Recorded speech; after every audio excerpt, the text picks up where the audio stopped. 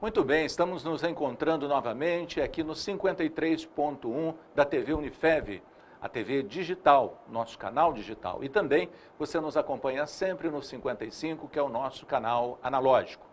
É uma grande alegria estar com vocês novamente e hoje nós vamos mais uma vez fazer uma grande viagem até as fronteiras do conhecimento.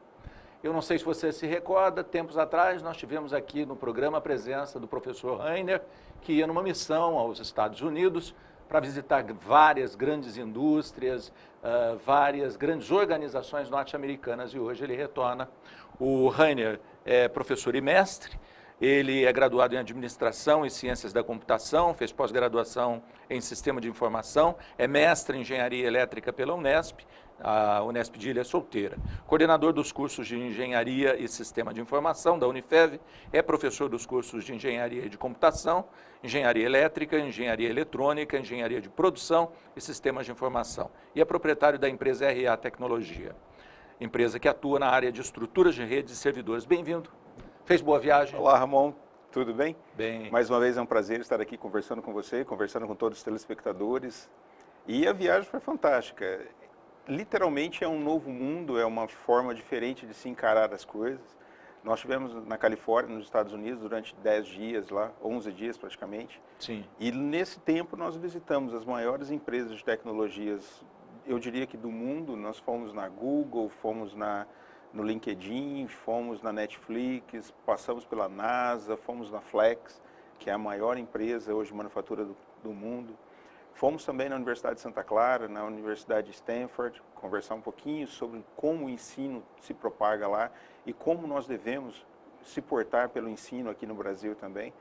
Então eu diria que foi uma experiência única nessa missão até a Califórnia, nos Estados Unidos. Agora, uma primeira impressão, assim, comparando ao que nós vivemos aqui no Brasil e o que você viu lá, a distância é muito grande? A distância é grande. Eu não diria nem que em termos de tecnologia. O que eles têm de tecnologia disponível lá para que eles trabalhem, tanto no Face quanto na Google, Netflix, nós temos as mesmas ferramentas disponíveis aqui no Brasil.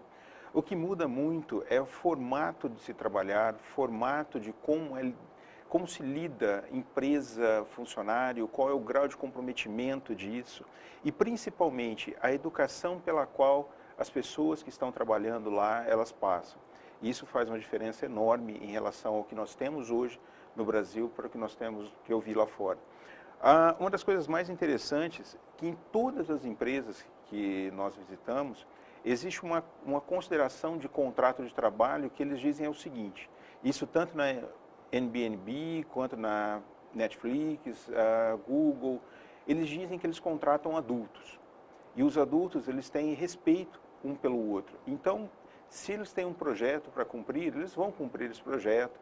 Se você tem um determinado trabalho para ser feito, esse trabalho vai ser realizado. Se você terminou esse trabalho antes do prazo estipulado, você pode tirar férias, mesmo que fora do teu cronograma. Se o trabalho fosse para durar 6 meses e você trabalhou 3 meses no projeto e terminou, você pode tirar os outros 3 meses de férias. E a empresa está muito feliz com você e você também vai ficar muito feliz com a empresa. Então, essa relação de trabalho, essa relação de comprometimento entre as pessoas, entre líderes das empresas, é muito diferente do que nós vemos aqui no Brasil hoje. Com certeza. E também a gestão, né? Sim. Uma coisa que foi bastante notório lá é que, por exemplo, os mesmos CEOs das maiores empresas, eles não têm sala, eles não têm mesa, eles trabalham exatamente no meio das pessoas que estão lá. Então, o CEO da Netflix, nós vimos ele lá, é uma pessoa extremamente competente e a mesa de trabalho dele era a mesa de todos os funcionários.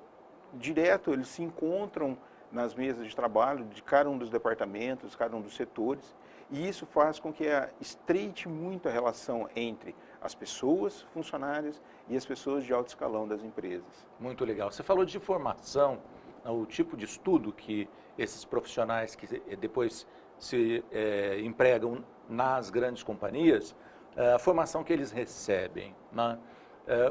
Como é que a gente pode traduzir isso? Como é que é a vida do estudante? Qual o nível de empenho dele? Qual a profundidade dos conhecimentos que ele adquire? Nós visitamos duas das maiores universidades dos Estados Unidos, Stanford, que é a terceira dos Estados Unidos e, se eu não me engano, a quinta do mundo hoje. Sim. E Santa Clara, que é a 13ª, 14ª dos Estados Unidos, hoje ela está em 25ª do mundo. E as duas universidades, elas estão muito preocupadas hoje em como lidar com o aluno.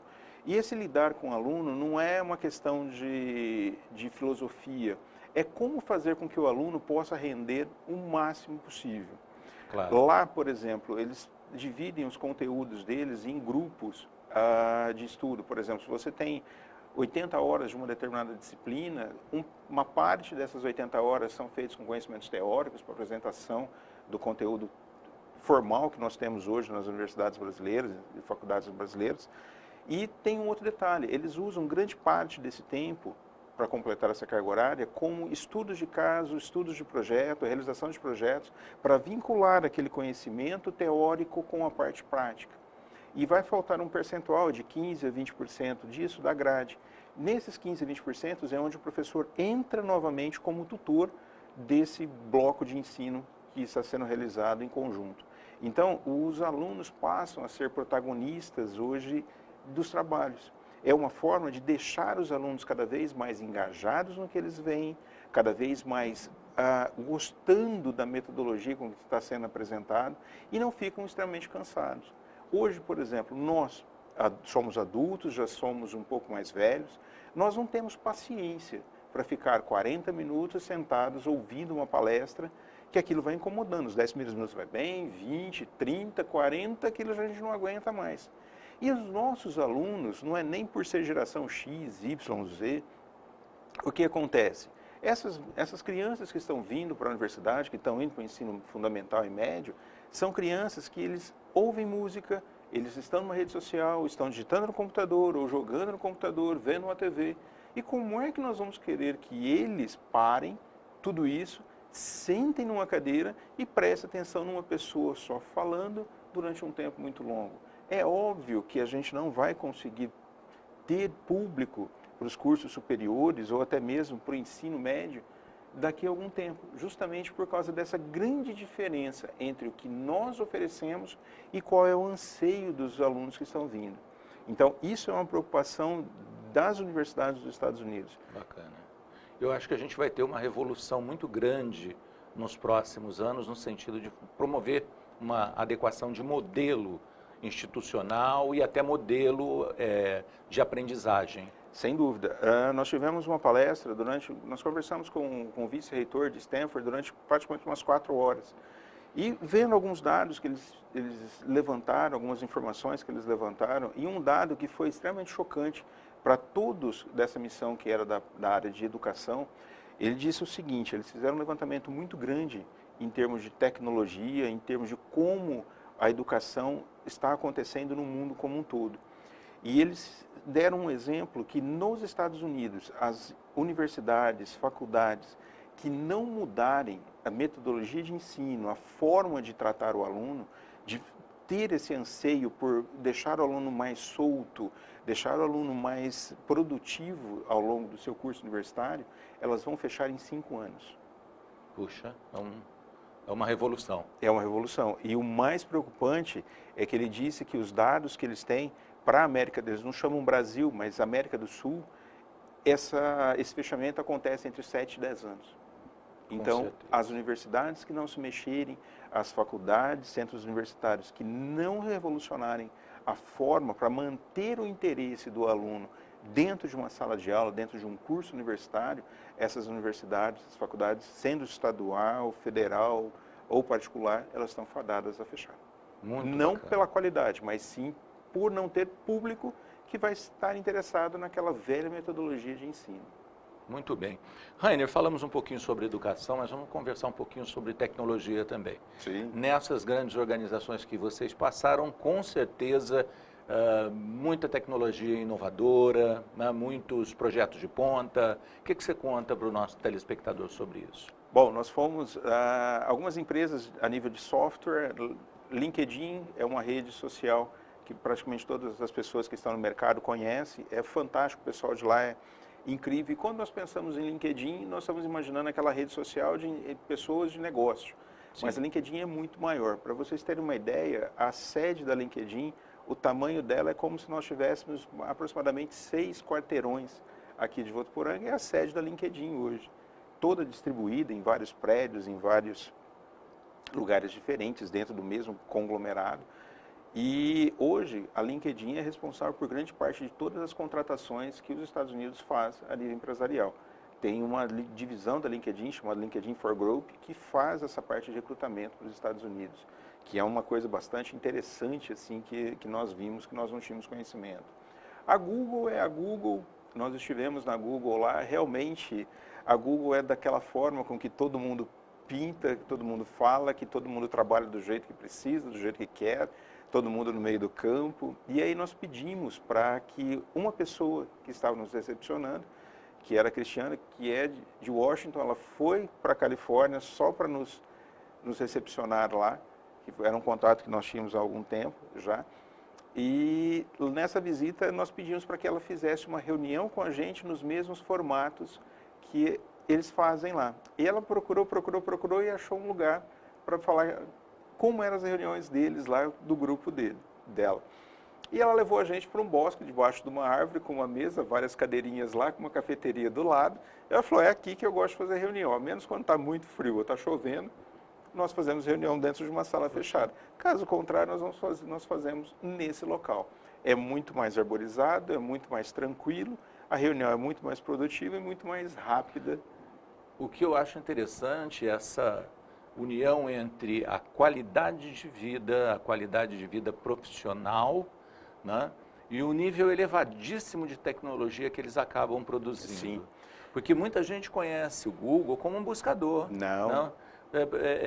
Eu quero saber alguma coisa sobre uma palavra lá, ou identificar um assunto. A Google é muito mais do que isso. Com certeza.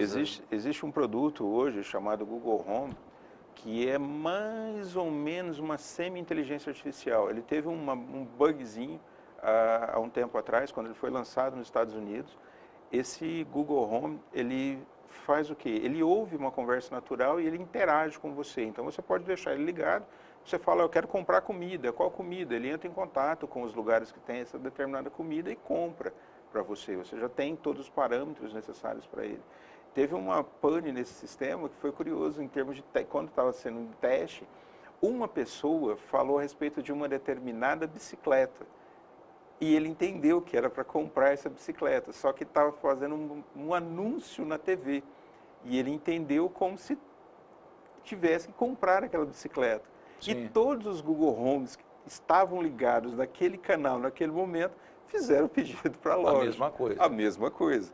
Então foi uma panezinha da inteligência artificial lá que causou um transtorno bastante grande para eles. Eu imagino. Mas é a situação da inteligência artificial tomando conta da nossa vida hoje em si. E a Google tem muitos apps interessantes, né, que dão assim acabam facilitando a vida da gente. Sim. Né?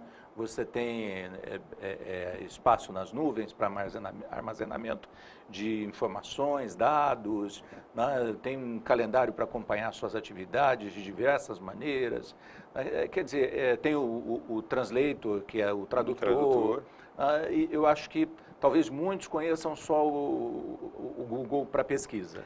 E hoje não é só a nível de software que eles estão atuando. O Google Home é esse aparelho que eles criaram para inteligência artificial. Existe o Chromebook, que é um notebook da própria, que roda um sistema operacional da Google, lá dentro, o Chrome roda lá dentro desse equipamento. E ele é um equipamento muito barato. Eu trouxe um de lá para mostrar para os alunos, em torno de $150. E é uma maquininha que você acessa a internet, digita seus textos, faz tudo, é touchscreen, tem câmera, é um notebook que custa $2, $3 mil de uma forma muito simplista. Quando se falava numa máquina de $100, eles estão chegando muito próximo disso já, em termos de funcionamento. E outras coisas também, por exemplo, os carros inteligentes da Google hoje. Nós vimos os protótipos deles, a coisa é tão sofisticada que a garagem onde está esse carro é de placa solar para carregar os carros. Então, é muito diferente. E eles disseram que em 5 anos eles já estão com carros no comércio que vão fazer entregas sozinhas, automaticamente, sem ter ninguém no volante. Exatamente, eu vi reportagens a respeito disso. Os carros vão ser totalmente autônomos. Houve um acidente num dos carros deles lá, que eles estão testando já alguns carros na Califórnia, porque o carro passou um caminhão na frente dele, um caminhão totalmente branco, e era um dia muito claro, e ele não viu a condição daquele caminhão, ele confundiu. Mas de todos os testes que foram feitos, foi a única vez que ele relou num carro ou causou um determinado acidente. Caso contrário, todas as outras centenas de milhares de horas que eles fizeram com os carros autônomos, nada aconteceu. Muito pelo contrário, evitou uma série de acidentes. Com certeza. Pode acontecer de chegar o dia que, com essa parafernália toda tecnológica, nós praticamente não vamos ter mais acidentes. Né? Só que também não precisa de motorista. Não precisa de motorista. Vamos perder o prazer de dirigir. Né? A Uber também está com um projeto onde ela vai lançar os carros autônomos e vai fazer a incorporação. Você vai chamar o carrinho lá, vai chegar o carrinho, mas o carrinho não tem ninguém dentro. Multa e fala para onde você quer ir e vai embora. Bacana, muito bom. Bom, daqui a pouquinho eu vou fazer um rápido intervalo, daqui Sim. a pouquinho eu quero que você conte um pouco para a gente sobre a Netflix e outros espaços que vocês conheceram lá. Sem problemas. Gente, é o programa Empreender Tecnologia hoje, recebendo o professor Rainer, que esteve nos Estados Unidos, uma missão para conhecer grandes organizações americanas e que hoje vem compartilhar conosco, como a gente havia anunciado antes da visita, antes do início da visita aos Estados Unidos. Rápido intervalo, daqui a pouquinho a gente continua.